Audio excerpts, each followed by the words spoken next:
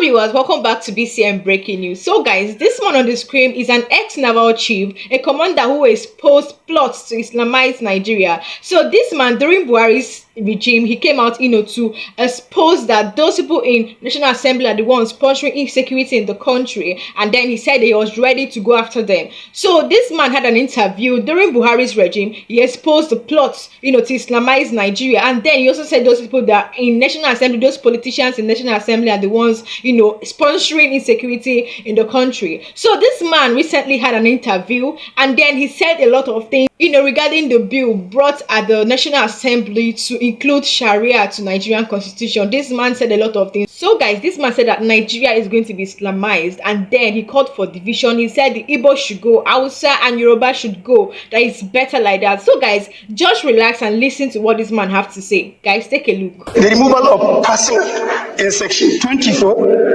of the Constitution, section 262, section 277, and section 288, so that other relevant laws like the public, the commercial law, Islamic commercial law, the Islamic company law, the Islamic international law can have a place in the Constitution. Mr. Kunalami, then his narratives, what he has spoken about some time ago, many trying to see if they could connect the dots. But let's listen to this one before we come back to him. And there are some hardliners in this government that are sponsoring this kind of narratives. They just want to show that they can Islamize this country. They think about Taliban, they think about the Mujahideens, and they want to replicate it in this country. And they don't care what happened. They simply don't care, as long as at the end of the day, there's Sharia and there is whatever thing they have in their head. Thank you very much. After 3 years, we have seen again. I know several things must have been going through your mind when you saw all of those bills, the propositions, the narrative, the comments making the rounds only recently, even though 3 years after you made that comment. So tell us, what was going through your mind when you saw all of these things as though they were playing out what you had spoken of earlier? It just basically confirmed my fears, When I was saying those things, a lot of colleagues didn't like what I was saying. Some people felt that I'm anti-Islam. My dear, I'm from a Muslim background because my grandmother, married a Muslim man after the husband died, and all my cousins, all my sisters, grandchildren, they are Muslim. I'm from a Muslim background. And I don't know, General Dambaza will attest to it that when I took him with the Minister of Defense, to Italy, they were my guests in Italy. And I took them to the largest mosque in Milan, and we prayed together in the mosque.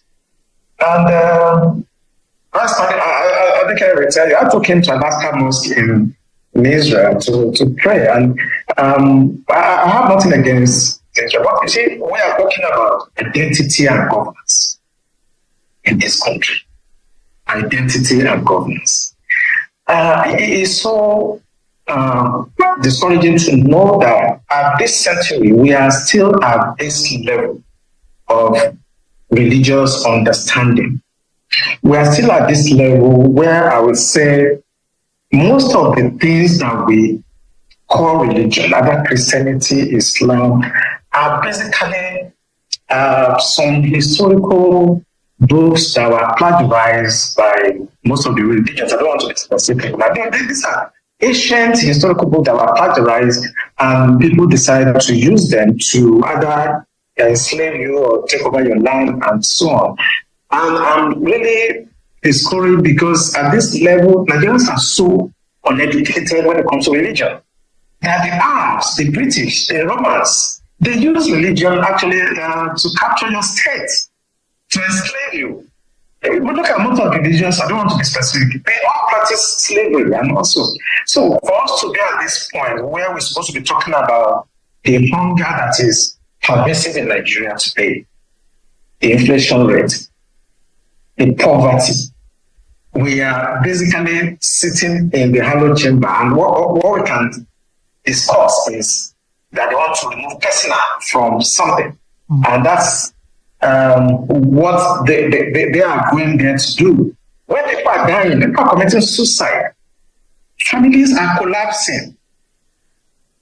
And they will sit down there and start talking about removing personnel so that they can basically Islamize the country finally, because once you remove that personnel, technically now Nigeria is Islamized. All right, I want to be able to get the understanding of that, because the places, the sections that were the places that they were looking for amendments to, sections 24, 262, 277, and 288. And what I'm seeing here, Ali Musao, at the time when he suggested these changes in the 1999 Constitution, removing the word personal whenever it is mentioned from the section, allowing Islamic law to stand on its own. Explain to me the correlation between that and Islamizing the country, just so we can understand where you're coming from on this debate. Yeah, where I'm coming from is very simple. We may think it's semantic, but it is not.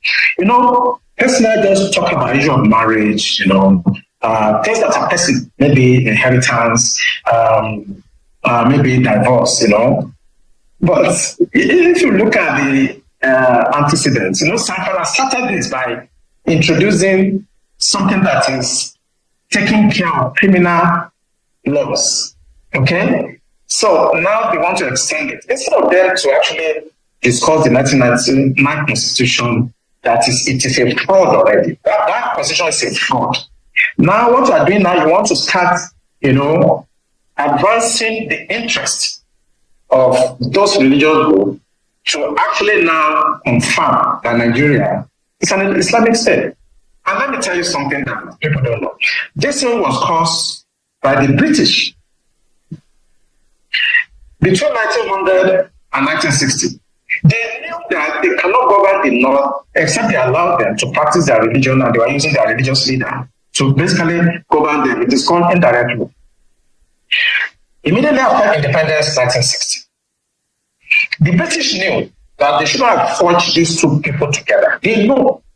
But because they want to achieve the divide and rule and to be able to conquer and take our resources and steal whatever they want to steal over the years, they merged these two people together. They could not govern the North and South under one religious or administration. They know. So they now give independence and match you people to work together. That was why the 1960 coup started. That was how the Civil War started. Now, 86, Babangida came with the OIC stuff, trying to Islamize us. It didn't work. In 2000, when 1999-2000, when Obasanjo came, he permitted them to start practicing Sharia. Today now, they want to consolidate it.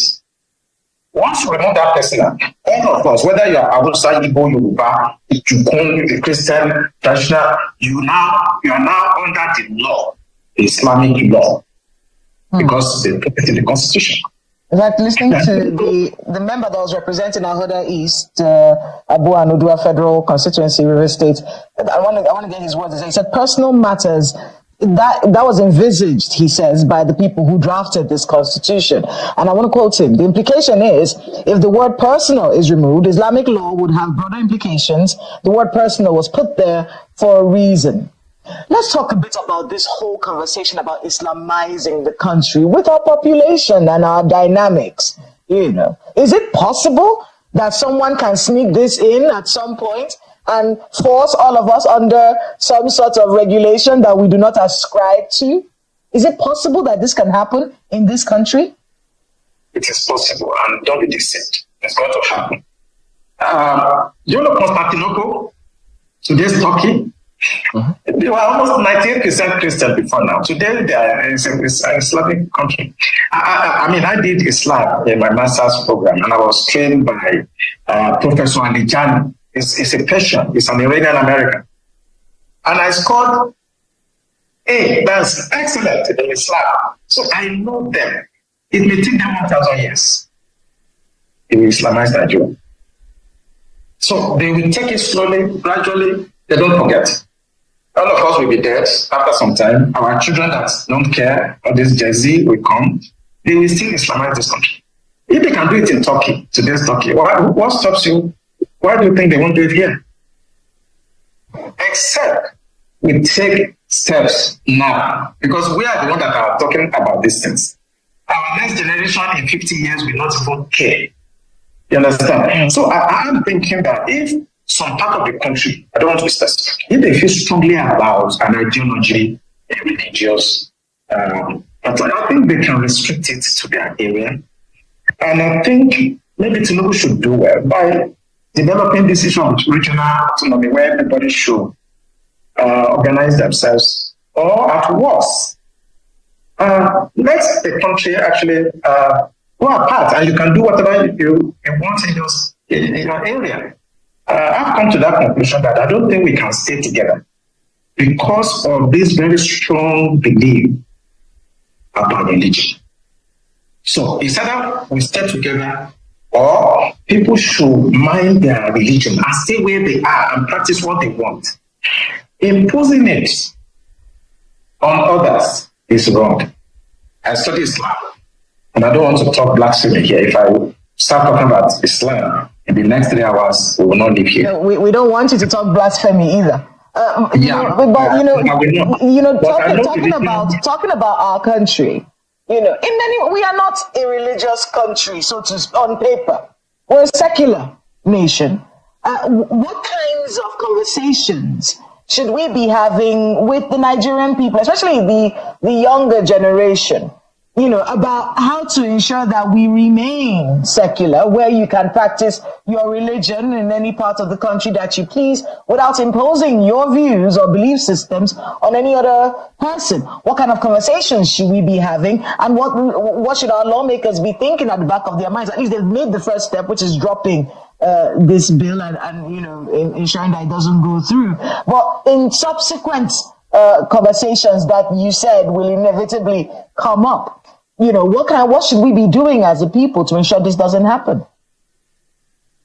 I'm going to be extreme. For me, if you look at Sudan, we have now North Sudan, South Sudan. I think we should have Northern Nigeria and Southern. That they can practice whatever they want. There's no dialogue because they will not stop. I told you it may take 1,000 years. They will still do it. But if you let everybody go their way, maybe you have enough. You remain there and you have the sovereignty down south, then you can do what you want. But if you remain and you think you can talk to your Jersey and people that don't care about anything, it will happen. It took hundreds of years before Turkey, Constantinople, Istanbul was converted completely today. And if you look at history will tell you that you cannot assuage these people. Who owns those banks? I did a lot of research, and I want our audience to go and find out the owner of Taj Bank and the other bank. Then the picture will start getting clear to you. You have the Jaiz Bank and you have the Taj Bank.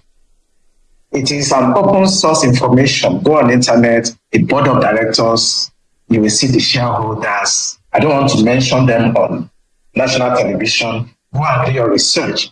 And you're beginning to understand. You begin to understand what I said, that people have been sponsoring terrorism because they want to Islamize Nigeria. Now Tinubu has come, and it's a little bit very hard on them. That section, the kinetic approach is failing. So they are now trying to bring it through the constitution. Want to legalize it. If we cannot go through the bush and kill as many people and they are still resisting us, and this man has come and is fighting this is just killing all the fighters, then let us go to the house and bring it in through the back door. We just remove that clause, personal. And they will not know, they may not pay attention. They will just, and that is it. They will still do this thing. Go and find out the owners of those banks. They are the ones sponsoring these narratives.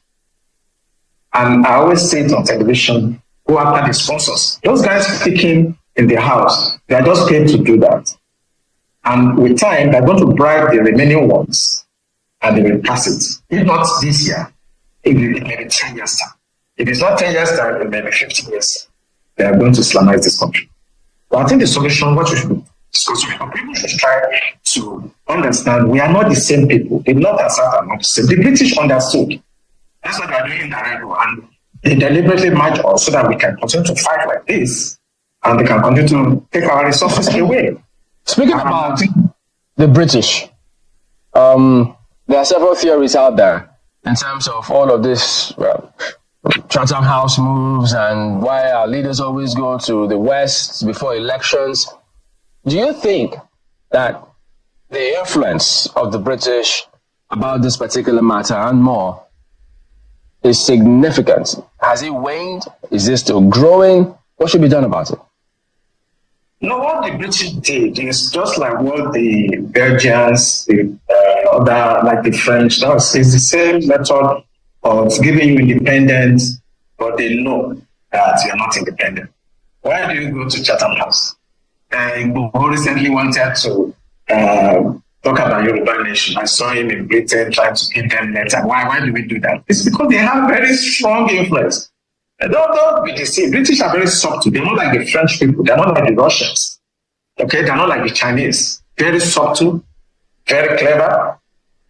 They are the one that is making this happen because it benefits them.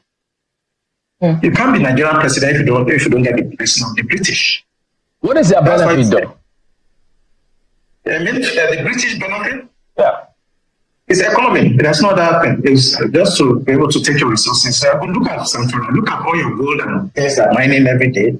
It's not going to the CBN coffers. It's going to individuals and the British and the Arabs also that are actually orchestrating some of this Islamic thing you are seeing. Jais Bank, this one bank. They are external. They are sponsoring these narratives and they are benefiting by taking your resources away because they have some foolish Nigerians that they can use to help them to cut away your uranium, your gold, your silver, and so on. That's why all the time they never get leadership right. They are the one.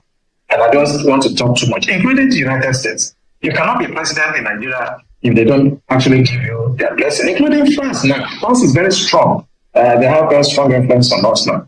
How it happened, I don't really know about the line, but the French seems to be. Whoa. So wait, how are we dealing with all of this? If France is strong, that they have their influence on us now, what about the US and China? Former President Buhari we had a lot of loans from China. So all those countries have influences here. So guys, I believe you heard everything that man said. Imagine what the northern politicians are doing, guys. One thing I like about this man is that he's a very bold man. He's fearless. He's not scared of anybody. He says it the way it is, guys.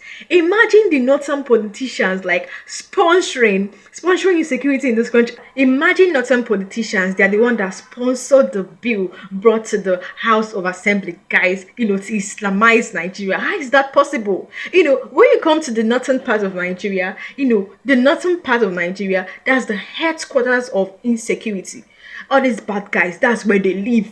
Like, it's not safe there. Mostly the northern part of Nigeria. And then when you come to hardship and hunger, that is where you will find hungry children, children suffering from kwashiorkor and different kind of, diseases because of hunger. And then the only relevant and important thing that these people will talk about is how to include Sharia to Nigerian constitution. How would that happen? How is that possible?